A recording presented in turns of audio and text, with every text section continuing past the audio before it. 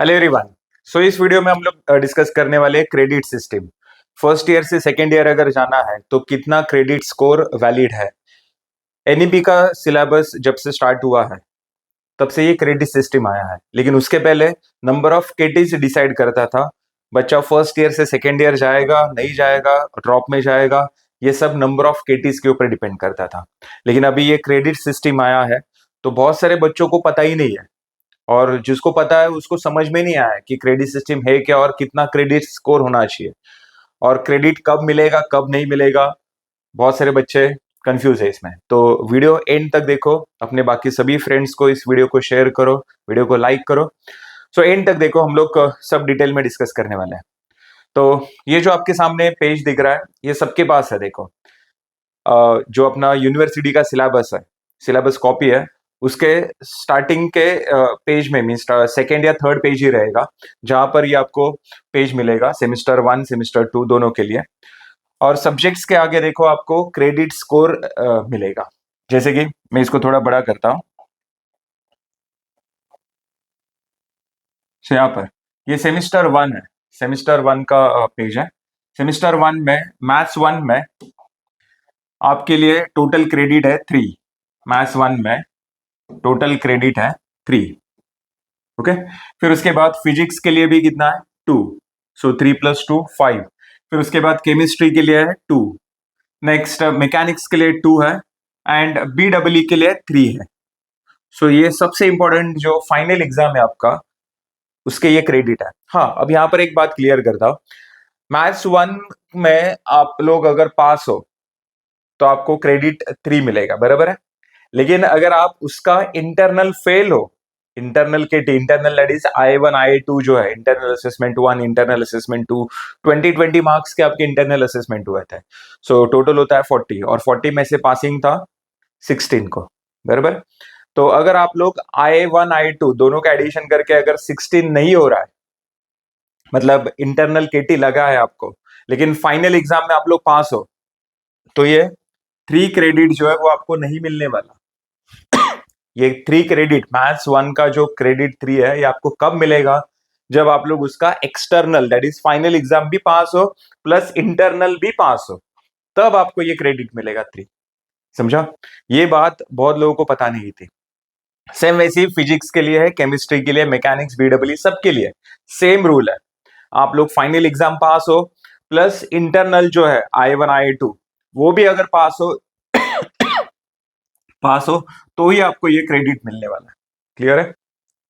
चलो नेक्स्ट। तो ये सबसे इंपॉर्टेंट है। 3 + 2 5, 5 + 2 7, 7 + 2 9 एंड 9 + 3 12।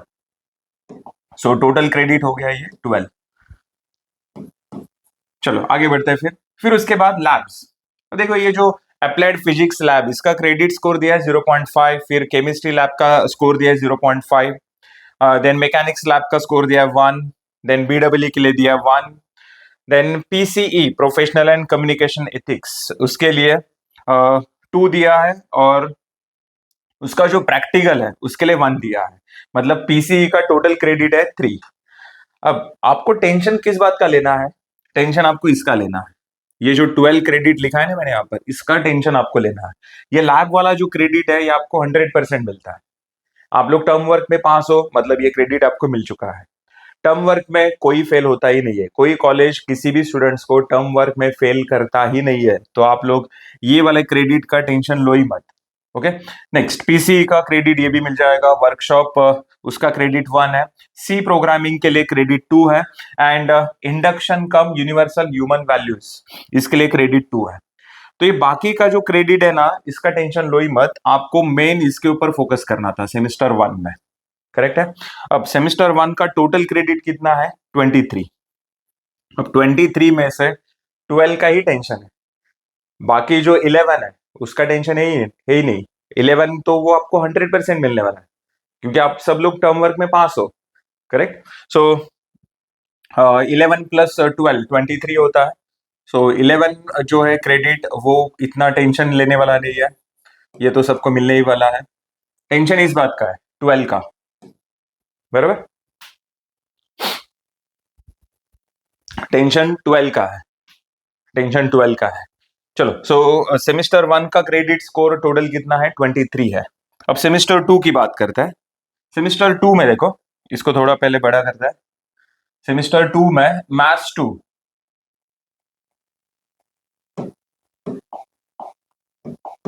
मैथ्स 2 के लिए क्रेडिट है 3। ओके, फिर उसके बाद फिजिक्स के लिए 2 है, केमिस्ट्री के लिए 2 है, ग्राफिक्स के लिए 3 है।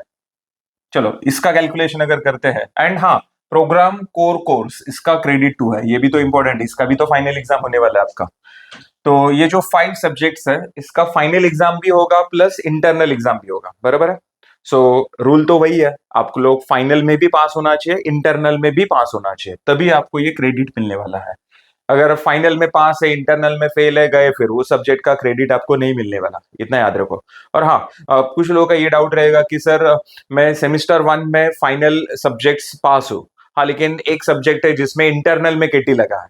टेंशन मत ले, सेमेस्टर 2 में तेरा वो इंटरनल जो केटी लगा है उसका एग्जाम फिर से होने वाला है सेमेस्टर 2 में। हाँ, इस बार 2 पेपर होंगे या फिर एक ही होगा, वो कॉलेज के ऊपर डिपेंड करता है।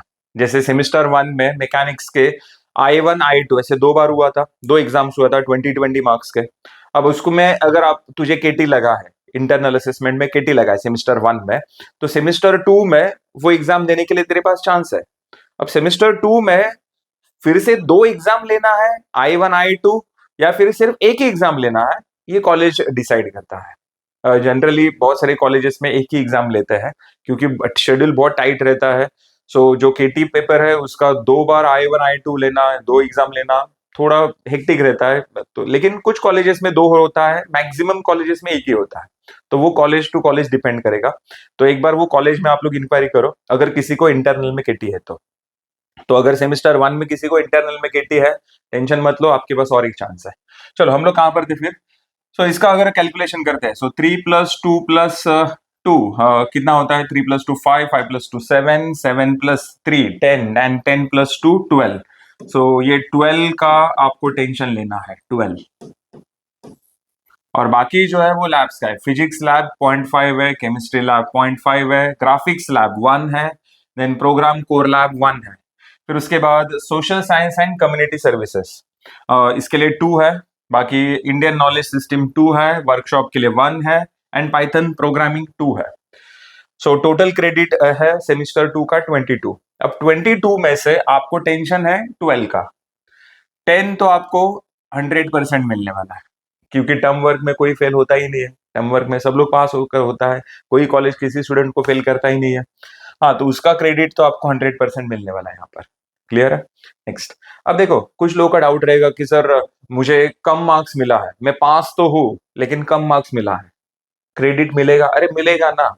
तुझे कितना मार्क्स मिला है उसके ऊपर डिपेंड नहीं है। जैसे कि अगर ग्राफिक्स में पास होना है, 60 में से पासिंग है 24 को, अब 24 मिला मतलब पास है तू, 30 मिला पास है तू, 40 मिला तो भी पास है, 50 मिला तो भी पास है। अब तुझे 24 मिलने दे, 50 मिलने दे, 30 मिलने दे, पास है मतलब तेरा क्रेडिट मिल गया तुझे। करेक्ट, क्रेडिट मिल गया। कितना क्रेडिट है ग्राफिक्स को? 3 है ना। सो 3 क्रेडिट तुझे मिल गया, उसका टेंशन मत ले। क्लियर? तो बच्चों को टेंशन रहता है कि सर कम मार्क्स मिला मतलब कम क्रेडिट मिलेगा, ज्यादा मार्क्स मिला ज्यादा क्रेडिट मिलेगा। ऐसा बिल्कुल नहीं है। पास हो या फेल हो उसके ऊपर, फेल हो मतलब क्रेडिट जीरो है, वो सब्जेक्ट का क्रेडिट जीरो है। पास हो गया, वो सब्जेक्ट का क्रेडिट मिल जाएगा तुम लोग को। चलो, तो सेमेस्टर 2 में आपको 12 का टेंशन लेना है, 10 तो मिलने ही वाला है। एंड सेमेस्टर 1 की अगर हमने बात की तो 12 एंड 11 ऐसा था ना। सो यहाँ का 12 का टेंशन था और यहाँ का 12 का टेंशन, मतलब 24 का टेंशन है।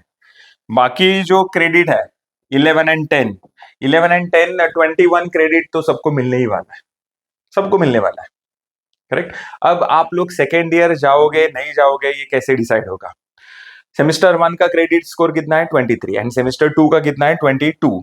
सो 23 प्लस 22 टोटल होता है 45, बराबर। अब ये 45 में से आपका क्रेडिट स्कोर कितना होना चाहिए? 32 होना चाहिए, 32। सो 45 में से 32 अगर आपका स्कोर है तो आप सेकेंड ईयर में इन हो।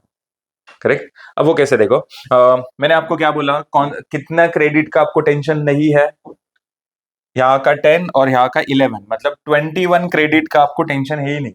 21 क्रेडिट का आपको टेंशन है ही नहीं। सो 32 में से 21 अगर मैं माइनस करता हूँ तो कितना होता है, 12 होता है, बराबर। 12 नहीं रहे, 11 होता है ना। 32 में से 21 मैंने अगर माइनस किया तो कितना होता है, 11 होता है। यस, 11। सो 11 क्रेडिट आपको अचीव करना है अगर आपको सेकेंड ईयर, मतलब जो लोगों का, मैं ये किसके लिए बता रहा हूँ जिसका हालत बहुत ही खराब है, सेमेस्टर 1 बहुत केटी लगा है, सेमेस्टर 2 समझ में नहीं आ रहा है क्या करना है, टेंशन मत लो, आपको 11 क्रेडिट अचीव करना है। अब देखो उसमें सबसे इंपॉर्टेंट रोल कौन से सब्जेक्ट का है, जैसे कि सेमेस्टर 1 की अगर बात करेंगे तो BEE सबसे ज्यादा क्रेडिट वाला है, मैथ्स 1 क्रेडिट जस्ट सबसे ज्यादा क्रेडिट वाला है। सो ये 3 और 3 6 होता है यहीं पर। फिर उसके बाद फिजिक्स, केमिस्ट्री एंड मैकेनिक्स सबका क्रेडिट दो दो ही है। Clear, next. सो फिर उसके बाद सेमेस्टर 2 की अगर बात करेंगे तो यहाँ पर सबसे ज्यादा क्रेडिट किसको है, मैथ्स 2 को है और ग्राफिक्स को है, बाकी 3 सब्जेक्ट को दो दो का क्रेडिट है। तो यहाँ का मैथ्स 2 ग्राफिक्स निकला, मतलब कितना, 6+6 हो गया, 3+3 6 हो गया, और यहाँ का मैथ्स निकला और BEE निकला, सो 3+3 6 हो गया। सो 6+6 12, 12 और वो 21, 12 और 21 कितना होता है, 33 होता है, मुझे तो 32 चाहिए। मतलब क्या, मैं 4 सब्जेक्ट में पास होता हूँ तो भी सेकेंड ईयर में जा सकता हूँ, तो भी सेकेंड ईयर में। अब वो कौन से 4 subject, maths 1 BEE, maths 2 graphics, ये 4 सब्जेक्ट में अगर मैं पास हूं तो भी मैं सेकेंड ईयर में जा सकता हूं। इमेजिन करो, करेक्ट। तो थोड़ा सिस्टमेटिक वे से पढ़ाई करो। जो लोगों का बहुत खराब हालत है उसको पता होना चाहिए कि मुझे कौन से सब्जेक्ट्स के ऊपर काम करना है, कौन से सब्जेक्ट का क्रेडिट ज्यादा है, कौन से सब्जेक्ट मुझे निकालने ही है। ये सब्जेक्ट नहीं निकला इस बार, चलेगा, नेक्स्ट टाइम हम लोग इसको क्लियर करेंगे। लेकिन जो लोग ऑल क्लियर हुआ है उनको टेंशन है ही नहीं। जो लोग ऑल क्लियर हुआ है सेमेस्टर 1 में तो उसका ऑलरेडी 23 अचीव हो चुका है, करेक्ट। अब सेमेस्टर 2 में 22 है, उसके ऊपर काम करना है उनको। और जो सेमेस्टर 1 ऑल क्लियर होते हैं वो सेमेस्टर 2 में ऑल क्लियर होते ही है। मतलब क्या, देखो यहाँ पर अगर मैं 4 सब्जेक्ट क्लियर करता हूँ, maths 1 BEE, mechanic sorry graphics and maths 2, ये 4 सब्जेक्ट में क्लियर करता हूँ, चारों के 3-3 का क्रेडिट है, सो 4 × 3 होता है 12, करेक्ट। सो मैं पास हो सकता हूँ। और बाकी के अगर मतलब फिजिक्स, केमिस्ट्री में और मैकेनिक्स 3 में केटी है, और सेमेस्टर 2 में भी 3 में केटी है, physics, chemistry and program core course, ये सबका क्रेडिट कितना है, दो दो का है ना। कितने, सेमेस्टर 1 के 3 सब्जेक्ट, सेमेस्टर 2 के 3 सब्जेक्ट, 6 सब्जेक्ट्स हो गया, 6 × 2 12, 12 स्कोर अगर मैं नहीं मिलता है मुझे 12, तो भी मैं इन है सेकेंड ईयर में। अब यहाँ पर देखो कैलकुलेशन कैसा है। पहले के जमाने में फर्स्ट ईयर से सेकेंड ईयर अगर जाना है तो एक्सटर्नल, मतलब जो थेरी पेपर है, फाइनल एग्जाम जो होता है, वो सिर्फ 4 केटी अलाउड थे, 4 केटी। 4 से ज्यादा केटी लग गया गया, फिर तो ड्रॉप में लग गया, ड्रॉप लग गया, 1 साल घर पे बैठना पड़ेगा। लेकिन अभी अभी देख क्या हुआ, अगर मुझे फिजिक्स, केमिस्ट्री एंड मैकेनिक्स में केटी है, एंड सेमेस्टर 2 में physics, chemistry and program core course 6 subject में केटी है, 6 सब्जेक्ट में, तो भी मैं सेकेंड ईयर में जा सकता है, ये 6 सब्जेक्ट में। हाँ, लेकिन बाकी के 4 क्लियर होना चाहिए, maths 1, maths 2, BEE and graphics, ये 4 सब्जेक्ट भी अगर तू क्लियर करता है तो भी तू सेकेंड ईयर में जा सकता है ना। मतलब यहाँ पर 6 केटी लगा तो भी तू सेकेंड ईयर में गया। पहले के जमाने में ऐसा नहीं था, 4 से ज्यादा केटी लग गया गया फिर। तो इसलिए मतलब लास्ट ईयर तो बच्चे इतने कंफ्यूज थे, इतने कंफ्यूज थे, क्योंकि वहां पर ऐसा हुआ था कुछ लोगों के साथ कि ज्यादा सब्जेक्ट में केटी है फिर भी वो सेकेंड ईयर में, और कुछ लोग ऐसे थे जिनको कम केटी है फिर भी वो ड्रॉप में है।